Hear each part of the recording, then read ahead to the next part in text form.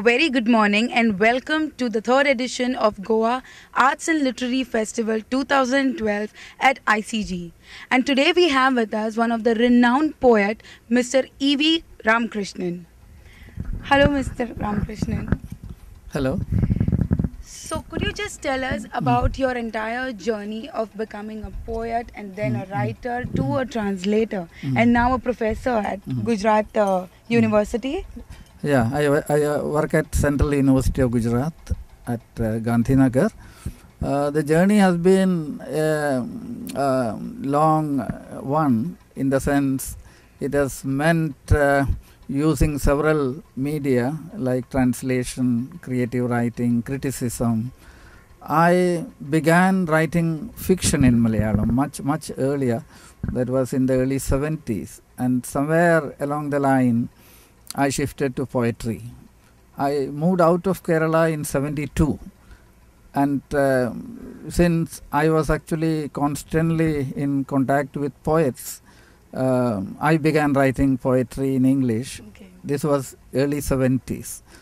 I have published 3 volumes of poetry in English, and there are periods when you can't write your own poetry, and that's when you translate. I came to translation for 2 reasons. One, it keeps your language, oiled and, in usable condition. I need the training discipline of translation to keep my, art craft going. I also felt India with its various multilingual, multicultural kind of complex situation, translation is built into our lives. India is a translation zone. You cannot actually keep translation out of the creative endeavor in India. And I actually felt as a teacher of English, as a practitioner of poetry, translation need to actually be a process of constantly interacting with other poets, other languages. So I feel translation has allowed me to articulate things which otherwise I would never have been able to articulate. So and criticism came as a byproduct of all this, and my academic life as an English teacher. And I also, from English, I moved to comparative literature, and I do more of comparative literature teaching, translation studies these days. So it all has grown organically. I have actually felt the need to move along this trajectory largely because the compulsion came from inside. The compulsion to understand India, the compulsion to negotiate the complexities of a fast changing democratic society with its contradictions and conflicts. And that's where I felt knowing the other is one of the ways of knowing the self. And translation is one of the few linguistic practices which allows you to cross the boundary, to know the other.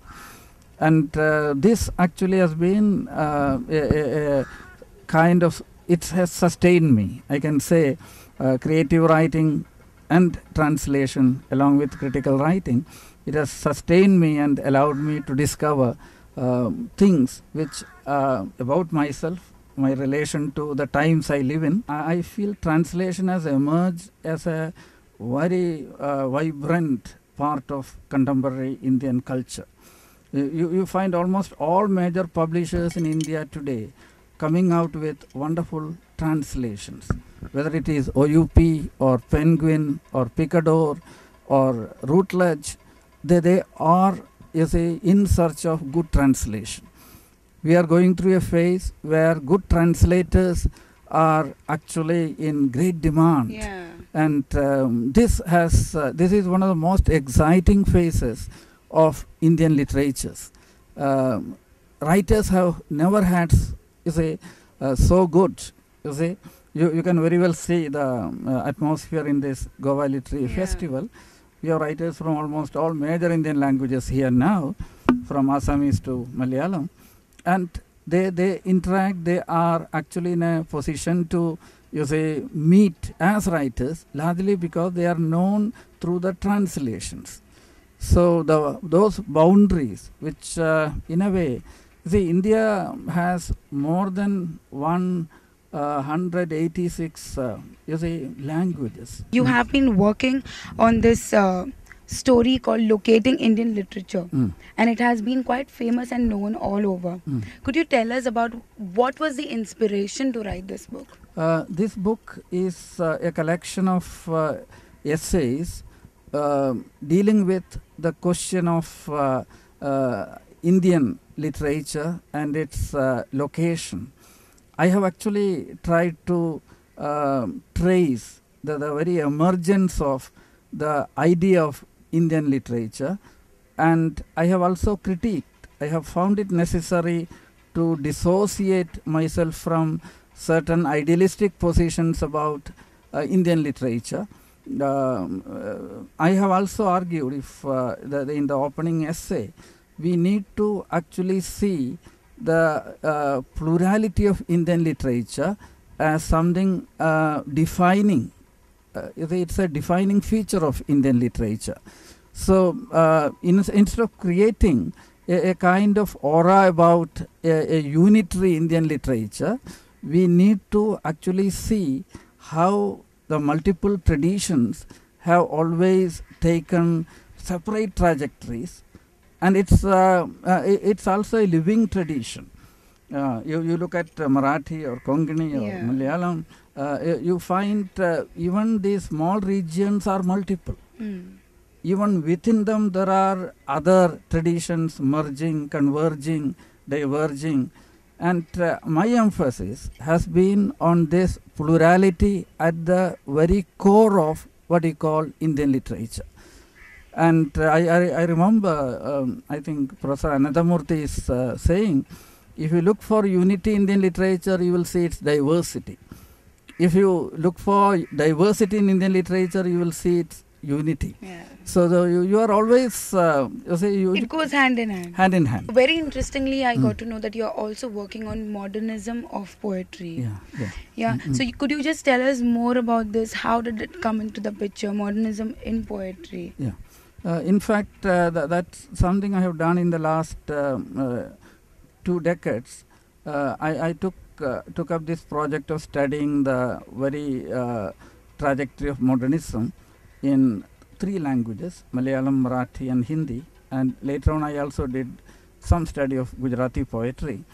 It's quite interesting to see something begins in one language in India, and gradually it actually moves beyond its boundary, goes into, you see, the neighboring language, or so in India it always has a cascading effect. When you say I studied modernism, I found you cannot actually pinpoint this modern period as a common. There is no modern single period. You will find it starts in Bengal much earlier, maybe in the late 30s, early 40s. In Marathi, you have a poet like Mardekar, you say, almost transforming Marathi sensibility and creating a new idiom.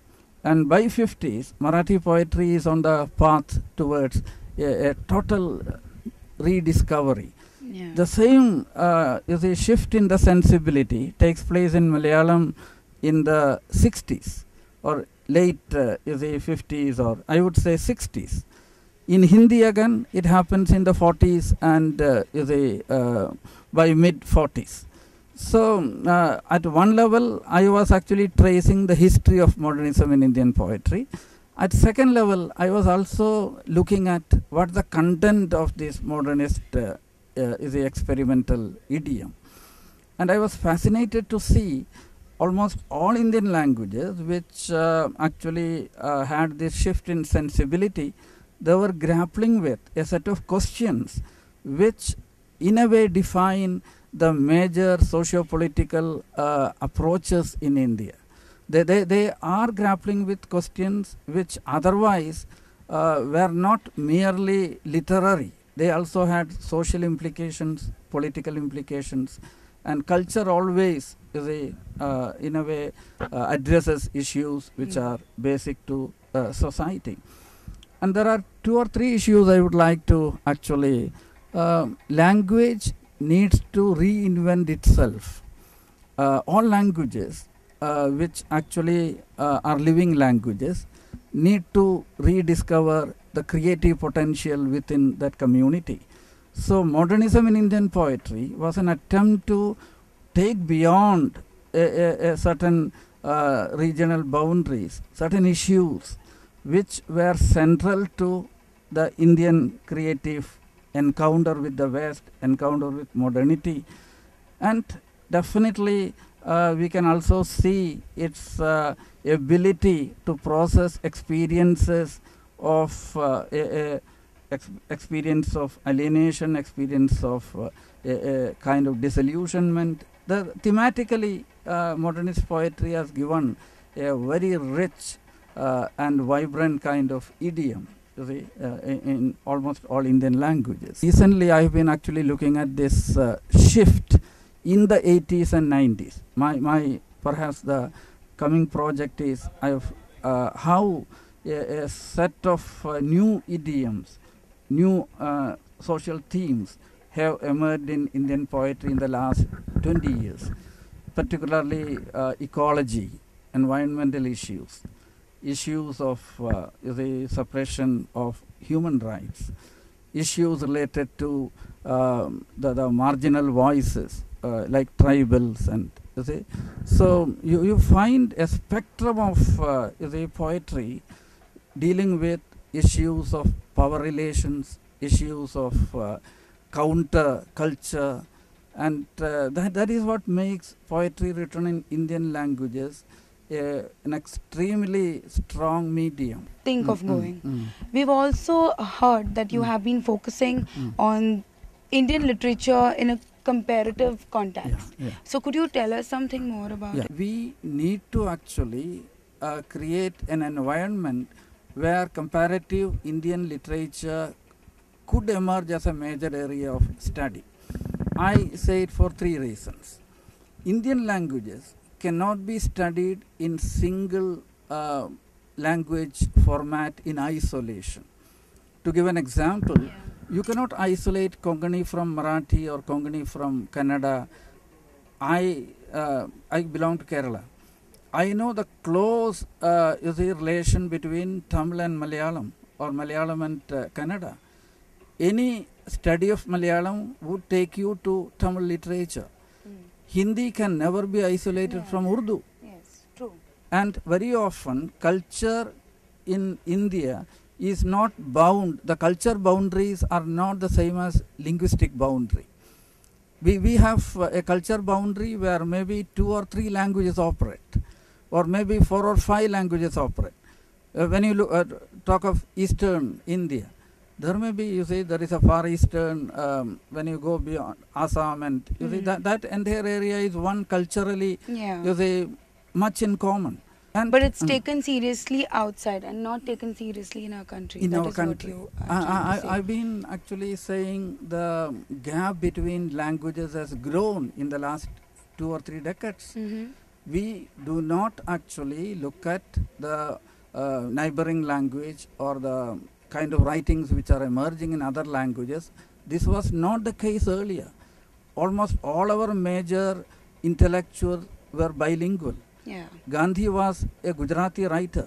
Gandhiji was the president of Gujarat Sahitya Academy. True. You look at Maulana Azad, you look at C. Rajagopalachari, you look at a large number of nationalist leaders. They were all bilinguals. They all wrote in English. They wrote in their own languages. They also could perhaps feel the pulse of the ground reality, mainly because they had roots. I will also be part of a dialogue on one session on critical dilemmas. Okay. And my contribution in a very humble way has been coming all the way and interacting with writers, interacting with young scholars like you. And I also feel this kind of interaction is very vital for a country of our size and dimension. Yes, true. There are very few actually contexts where Indian writers can come together and exchange. I listen to a poet from Northeast, or I listen to Kashmiri artists, you see, in Goa. And this actually, in a way, helps me understand my own, you see, Kerala, or the part I am living in Gujarat, the question of communal harmony, the kind of Sufi tradition Kashmir has. I saw a wonderful documentary on the Kashmiri Sufi tradition, and it gave me several insights into how in India cultural dynamics operate. Thank you so much, Mr. Ramakrishnan, for spending so much time with us. It was really nice chatting with you. We wish you all the best for your coming session this afternoon. Thank you so much. Thank you so much.